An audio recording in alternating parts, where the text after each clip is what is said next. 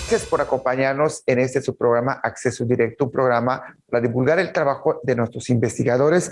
Y ahorita vamos a platicar sobre la formación del sistema monetario mexicano, desde la lucha de la independencia hasta que México se convierte en país. ¿Por qué se devaluó la moneda mexicana? ¿Por qué no tuvo tanto valor como el peso plata cuando todavía veníamos de España? Y para esto vamos a platicar con el doctor Ricardo Fernández Castillo, doctor en Historia por el Colegio de México. Además, ganó el premio al proyecto de tesis doctoral por el Instituto Nacional de Estudios Históricos de la Revolución Mexicana y el premio a la mejor tesis doctoral 2021 de la Asociación de Historiadores Latinoamericanos Europeos. Su línea de investigación es la historia política y económica en la transición de la Nueva España al México independiente. Doctor, por favor. Hola, muchas gracias por la invitación, por el espacio en el programa Acceso Directo. Gracias directamente a Freddy Heredia, a todo su equipo de producción que hacen esto posible.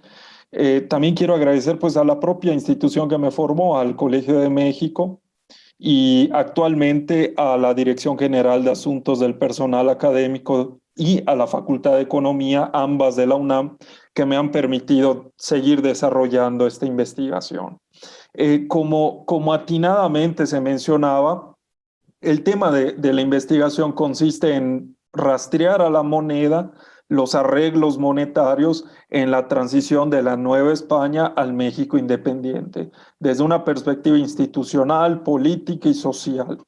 Lo primero que hay que tener en cuenta en esta transición, pues es propiamente la importancia de la minería antes de la transición, es decir, para la Nueva España, ¿no?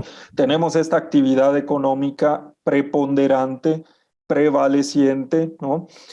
Situada concretamente en los reales de minas, tanto en el centro de México, ¿no? Pachuca, Real del Monte, como también en el Bajío y en el norte del Virreinato de la Nueva España. La minería, la extracción de metales preciosos, estuvo centrada concretamente en la plata, que era, digamos, el mineral más disponible, ¿no? Que más se producía en el virreinato, aunque también había pequeñas cantidades de producción de oro. Ahora bien, era una actividad económica difícil, complicada y también algo incierta por los tiempos de inversión, por los riesgos en la explotación de los socavones, de los propios accesos a las minas y también por los insumos que se necesitaban para esta actividad, pólvora, sal, salitre, azogue o mercurio, que servía para el procesamiento, beneficio de una plata que naturalmente provenía con impurezas, había que purificarla. Entonces, todo esto implicaba una actividad económica compleja, amplia, que a su vez se articulaba con otras actividades económicas, porque los mineros desde luego tenían que comer, tenían que abastecerse, ¿no? Tanto los mineros pequeños, medianos y grandes requerían maíz y otros recursos alimenticios y que a su vez arrastraban a otras actividades económicas hacia estos reales de minas. Otro aspecto importante, aquí podemos ver rápidamente algunos ejemplos de las haciendas de beneficio o de procesamiento de las platas situadas, digamos, usualmente en aledañas a los principales socavones de minas en la Nueva España. Pero aquí está el otro componente que hay que tener en cuenta, el monopolio institucional de la Casa de Moneda de México. Este monopolio institucional consistía, pongámoslo en términos claros, en que la Real Casa de Moneda de México era la única autorizada para acuñar en todo el virreinato de la Nueva España. No había otra casa de moneda legal y autorizada, solo la corona española podía determinar esto. Y entonces, lo que ocurre con la Guerra de Independencia, aquí tenemos un ejemplo de las monedas que se acuñaron a lo largo de todo el periodo colonial, todo el periodo virreinal, con las respectivas fechas, incluyendo la última, la moneda de efigie real de 1772 hasta 1821 con la efigie o el busto de Fernando VII, que digamos fue el último rey español en lo que para nosotros en América representó esta época virreinal. Sin embargo, como les anticipaba, con la Guerra de Independencia se rompe este monopolio de la Casa de Moneda de México a través del surgimiento de casas de moneda en provincia. Concretamente me refiero aquí con el levantamiento, ¿no? Del cura Miguel Hidalgo con, obviamente, sus contingentes de militares comandados por Allende y Aldama, pero lo importante para la ruptura del monopolio de la Casa de Moneda lo tenemos aquí. Surgen estas casas de moneda en Zacatecas, Chihuahua, Durango, Guadalajara y Guanajuato. Ahí les comparto las cronologías de cada una y ojo con las cronologías que son simultáneas al levantamiento, a los enfrentamientos entre insurgentes y realistas. Por si fuera poco, para terminar este punto, no solo surgen casas de moneda auspiciadas o patrocinadas por las élites de provincia y por las autoridades, los gobernadores en ocasiones de esas provincias, sino también que los propios insurgentes crearon su propia moneda. Las tropas de Morelos, la Suprema Junta Americana y el Congreso de Chilpancingo. Se diversificó la disponibilidad de moneda.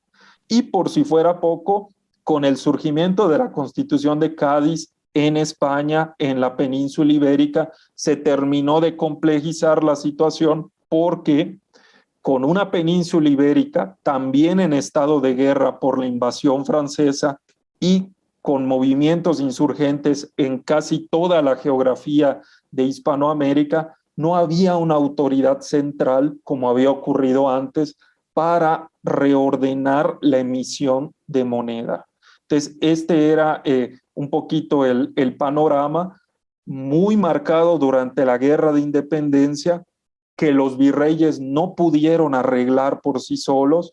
Me refiero al virrey Venegas, al virrey Félix María Calleja del Rey y al virrey Ruiz de Apodaca, ¿no? El conde del Venadito, por más que intentaron centralizar nuevamente la emisión de moneda en la Nueva España, no lo lograron. Las élites de provincia cobijaron sus proyectos de amonedación y heredaron esta situación, digamos, policéntrica de centros de amonedación para el México independiente. Este es el panorama que se hereda al México independiente a partir de 1821-22. Ahora bien, la pregunta para continuar posteriormente es, ¿qué ocurre luego de esta independencia?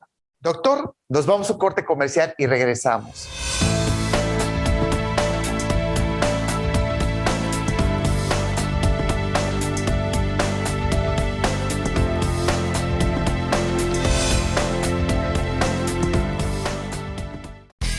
Nueva programación llega a Teleplay. Disfruta del mejor contenido nacional e internacional en todas nuestras plataformas. Encuéntranos en Facebook y YouTube como Teleplay Sureste y descarga nuestra app para dispositivos Apple, Android y en Roku. Teleplay, viejos amigos en una nueva señal.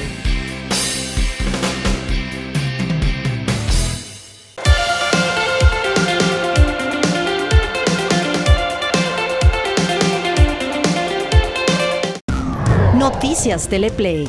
Mantente informado de los sucesos más relevantes de la península de Yucatán de lunes a viernes a las 2:30 p.m. y repetición 6:30 p.m. a través de nuestra app y redes sociales. Solo por Teleplay.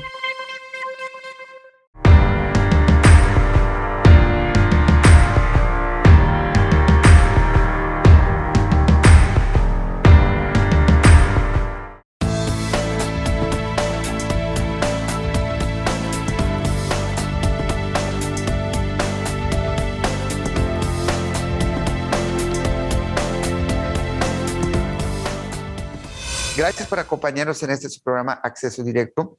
Y estamos platicando con el doctor Ricardo Fernández Castillo, doctor en Historia por el Colegio de México, y nos está explicando cómo se formó el sistema monetario mexicano de 1810 a 1847, precisamente cuando pasamos de la Nueva España a la monarquía y después pasamos al México independiente, aún con la monarquía, pues se supone que ya éramos independientes. ¿Y qué monedas circulaban, doctor?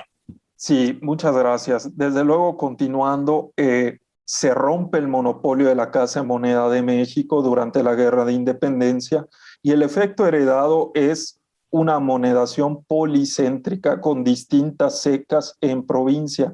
Recordemos rápidamente Zacatecas, Guanajuato, Guadalajara en el occidente, Chihuahua en el norte. Entonces, este panorama de diversidad de casas de moneda tuvo que ser aceptado por las autoridades tanto del Primer Imperio como de la Primera República Federal. Los congresos, el Congreso Constituyente del Primer Imperio y luego de la crisis y la abdicación de Iturbide, el Congreso General de la Primera República Federal aceptaron y tuvieron que apoyar estas alianzas con las provincias e incluso incluir de manera oficial a las casas de moneda en los arreglos monetarios del México independiente. ¿A qué me refiero concretamente? A través de una triple coyuntura legislativa entre 1823 y 1824 se les dio existencia legal a estas secas. Porque digo triple, conformado por tres decretos, leyes fundamentales. El primero es el decreto para el cambio del grabado, publicado en las vísperas de la Primera República Federal, 1823, que involucraba a las casas de moneda en provincia, en plural, para sumarse a los decretos monetarios que hiciera el propio Congreso, ¿no?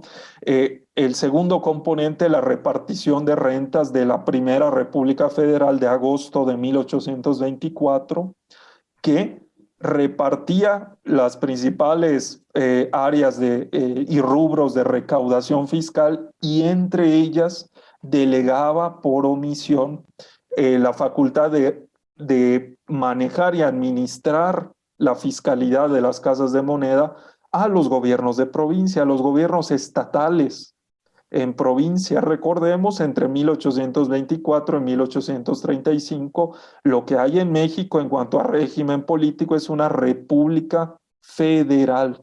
Entonces, se da ese reparto de rentas y con ello indirectamente se le da más injerencia a los gobiernos de provincia en el manejo fiscal y monetario. Y por último, no menos importante, la Constitución Federal de 1824 volvía a hablar en términos plurales de casas de moneda, ya no solo la Casa de Moneda de México, que había tenido la primicia y el monopolio durante toda la época colonial.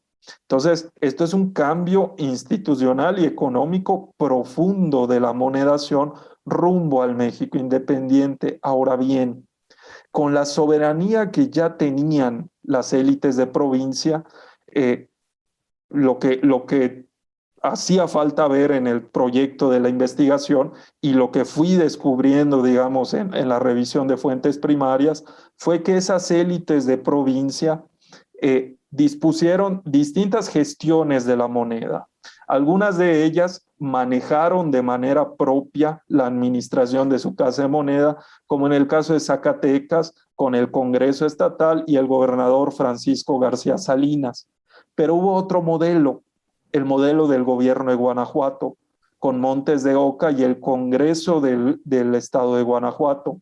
Ellos, en una apuesta por modernizar la Casa de Moneda de Guanajuato, entraron en negociaciones con un agente británico de nombre John William Williamson, que era parte de un entramado diplomático, ¿no?, entre la Gran Bretaña y el México independiente.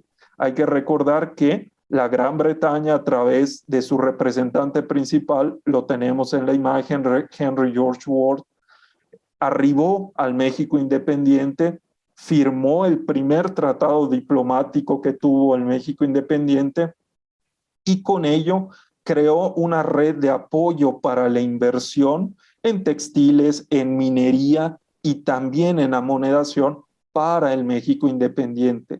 Se crearon firmas comerciales, las llamadas en la época Joint Stock Companies, que son compañías con acciones que se repartían, ¿no?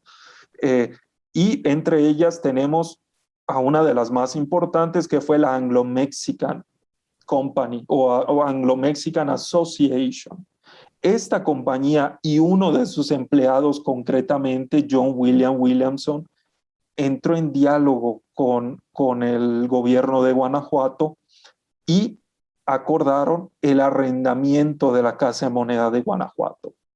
Claro, esto a la larga iba a significar que a través del arrendamiento los británicos irían ingiriendo cada vez más en la monedación del México independiente para crear redes de extracción de moneda, porque ellos lo que les interesaba fundamentalmente era que esta plata mexicana se comercializara en Europa Occidental y también, desde luego, en las inversiones que ellos tenían en Medio Oriente, en Asia, en China concretamente.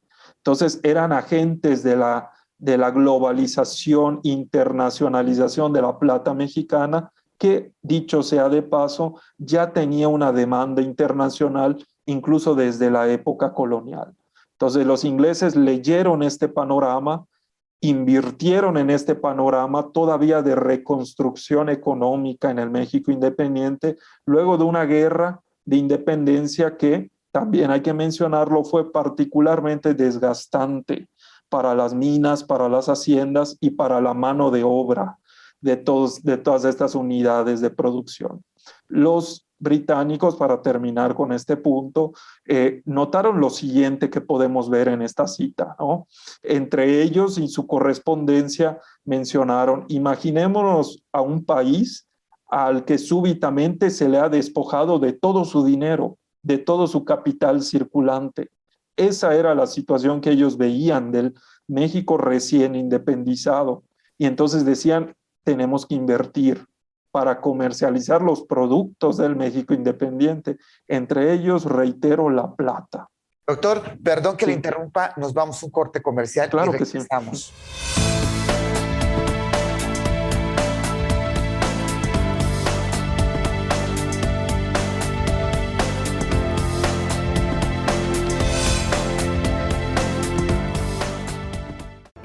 Las noticias más importantes de nuestra entidad, con información actualizada y veraz. Solo las encontrarás con Freddy Heredia. En Yucatán es noticia. Por Teleplay. Viejos amigos en una nueva señal.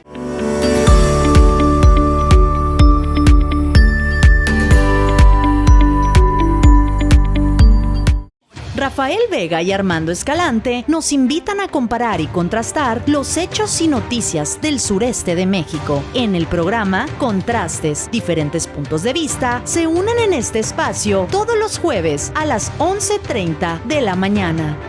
Teleplay, viejos amigos en una nueva señal.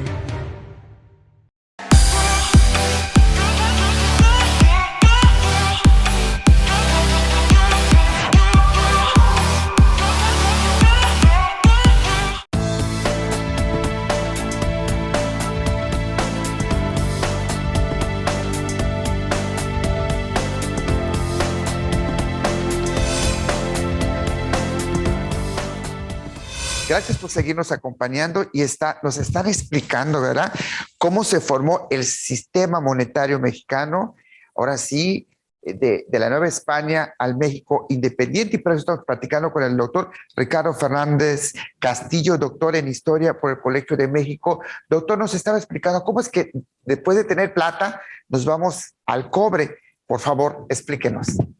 Muchísimas gracias, Freddy. Encantado de continuar aquí con ustedes. Claro que sí. Como les estaba mencionando, en la transición del peso fuerte español al peso republicano de águila, ¿no?, al menos en México, paréntesis, esto también estaba ocurriendo en otras repúblicas hispanoamericanas, ¿no? Pero en este proceso se empezaron a ensayar otras formas de amonedar.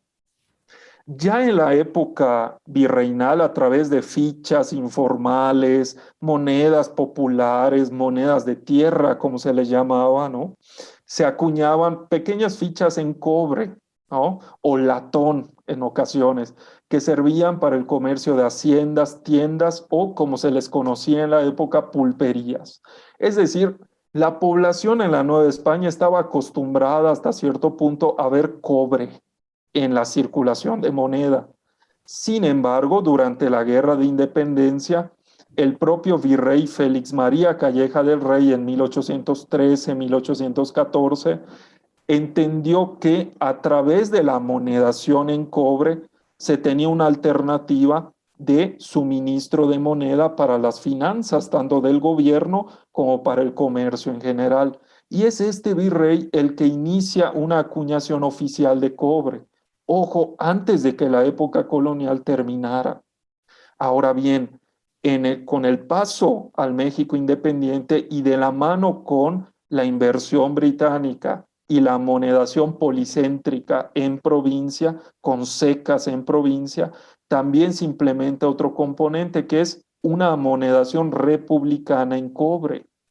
Este cobre con los grabados propios, ¿no?, de la República, de la Primera República Federal y luego con la República Centralista a partir de 1836, pasa a complementar la emisión y circulación de moneda.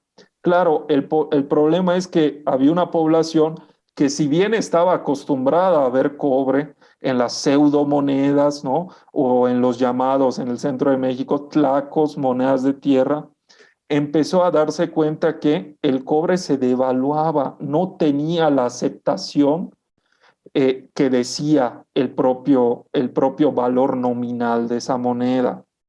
Entonces empezaron a, obviamente, preferir moneda menuda de plata. Y esta moneda menuda de plata no se acuñaba de manera constante, no se acuñaba de manera, digamos, fluida y constante para el abastecimiento del comercio. Y empezaron a surgir motines del cobre, 1839, 1840, no solo en Ciudad de México, sino en otras ciudades como Celaya, Guanajuato, Querétaro, porque la población estaba descontenta. En sus bolsillos tenían una mayoría de moneda de cobre y una mayor circulación de moneda de plata. Es por eso que un investigador, igual sobre estos temas, dijo: el México independiente era un gigante de plata, pero con pies de cobre. ¿Por qué? Porque, claro, se seguía produciendo plata. Los empresarios del Anglo-Mexican, no solo John William Williamson en Guanajuato, sino también Eben Clark McIntosh, el cónsul inglés en la Ciudad de México y también empresario de minas y moneda, empezó a arrendar las casas de moneda, Guanajuato, Zacatecas, e incluso tuvo una intervención en el arrendamiento de la Casa de Moneda de México en 1847. Entonces, claro, él leyó el mapa de inversiones de manera muy hábil, incluso fomentó la minería y una casa de moneda en Culiacán y otra en Guadalupe y Calvo, en lo que hoy día es el estado de Chihuahua. Entonces, claro, al leer el mapa de inversiones, entendió que a través del arrendamiento podía salvar o sortear el impedimento fiscal que tenía el México independiente de poder exportar plata en pasta. Eso no se podía, al menos en teoría. Y McIntosh lo que dijo: bueno, arrendando las casas de moneda, exportamos obviamente plata en moneda, ¿no?, para comercializar en el exterior, aunque es necesario decir un elemento muy importante. Esto es en lo que se refiere al comercio legal. Había muchísimo contrabando, tanto en la costa atlántica como en la costa del Pacífico. El contrabando creo que por Puerto Vallarta y por Tamaulipas, ¿no? Sí. Sí, totalmente. Este contrabando, y nada más para remarcar esta idea, claro, había extracción ilícita de plata, ¿no? A eso nos estamos un poquito refiriendo. Claro, en Veracruz, en Tampico, en Altamira, en todos los puntos nuevos de comercio de la geografía portuaria del México independiente, pero sobre todo en el Pacífico.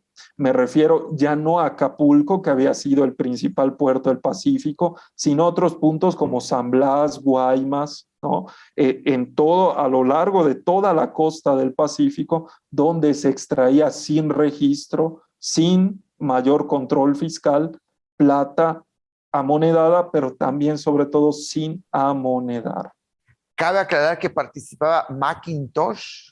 Sí, esto es muy importante. Macintosh, Evan Clark Macintosh, que tenía su propia firma comercial, había participado en Manning y Marshall a inicios de la época independiente, repito, fue parte del aluvión de inversiones y luego la transformó a Manning y Macintosh. Esta firma y él en su papel diplomático como cónsul inglés en la Ciudad de México, pues tejió una red para esta extracción ilícita. No era el único. Barron and Forbes, Drusina, un sinnúmero de firmas de capital privado que asentándose, por ejemplo, en el occidente, en Guadalajara, en Tepic, ¿no? Promovían esta extracción vía San Blas, vía Guaymas, vía Mazatlán, ¿no? De la plata hacia el occidente europeo, ¿no? O quien la comprase al mejor postor, desde luego. ¿Y esto ayudó o benefició a México? Es la principal polémica, ¿no? A nivel de investigación. Los efectos de esta extracción y comercialización. Desde luego, como han mencionado algunos investigadores y como se podría tener a manera de hipótesis, eso fue algo que perjudicó a la formación de mercados internos, ¿no? Tanto de abasto de alimentos, textiles, manufacturas, como incluso a los mercados de capital, ¿no? Con créditos, acciones, nuevas firmas, incluso de origen mexicano. ¿Por qué? Porque se está yendo el circulante, se está yendo uno de los principales medios para crear una economía monetaria en la época. Sin embargo, podemos ver que con todo y esta exportación legal e ilegal, había unidades económicas que se mantenían en el México independiente, en la producción de azúcar en el centro de México, concretamente en Morelos, minería en el norte, producción de maderas tintorias en el sureste. Es decir, todavía falta más investigación para conocer estos eslabonamientos económicos en la exportación de la plata. Es algo que no podríamos plantear totalmente en blanco y negro, ¿no? Pero bueno, por ahí, de hecho, a través de esa pregunta va a continuar todavía la investigación. Doctor, muchas gracias. Muchas gracias por compartir esos conocimientos. Sí, así es, ¿no? Freddy, yo te agradezco muchísimo por la invitación, por el espacio, por todas las ideas que has transmitido en esta presentación. Y bueno, muchísimas gracias también a todo tu equipo de producción y a todo programa Acceso Directo. Gracias. Gracias, doctor.